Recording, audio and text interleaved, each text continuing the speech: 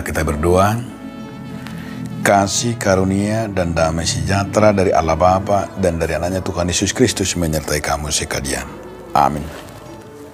Shalom Bapak Ibu, saudara-saudara sekalian di dalam nama Tuhan Yesus Kristus. Marilah kita mendengarkan firman Tuhan hari ini yang menjadi kekuatan bagi kita, yang tertulis dalam kitab Mazmur 130 ayat yang ke-7. Berharaplah kepada Tuhan, hai Israel, sebab pada Tuhan ada kasih setia dan ia banyak kali mengadakan pembebasan. Nalom maroham tu Jehovah ali Israel, ai para siroh hadu Jehovah, jala gudang do haluaun di ibana. Demikianlah firman Tuhan.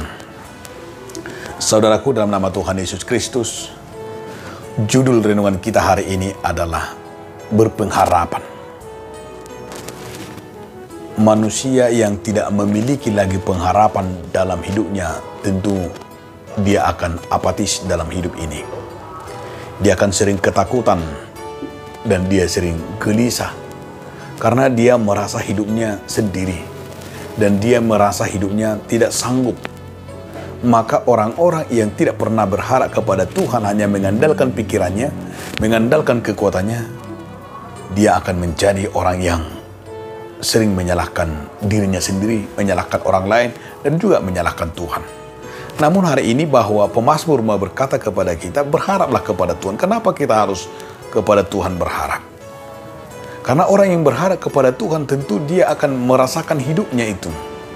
Dia tidak pernah merasa kecewa apapun yang terjadi. Karena apa? Karena dia hanya berharap kepada Tuhan. Pengharapannya itulah mengukur dirinya akan kekuatannya terhadap Tuhan. Maka orang-orang yang berpengharapan kepada Tuhan karena ia merasakan kasih setia Tuhan, termasuk yang dikatakan kepada umat Israel. Diajak supaya umat itu adalah mengenal, berharap kepada Tuhan. Karena apa? Karena Tuhan itu tidak pernah ingkar janji. Kasih setianya selama-lamanya. Dan mereka sudah merasakan pembebasan dari Tuhan, keselamatan. Itu tentu bukan karena kehebatan umat Israel, tapi justru adalah pemberian Tuhan. Maka kita harus menyadari dalam hidup ini, kesadaran kita adalah perlu kita menguatkan diri kita dengan bercermin kepada firman.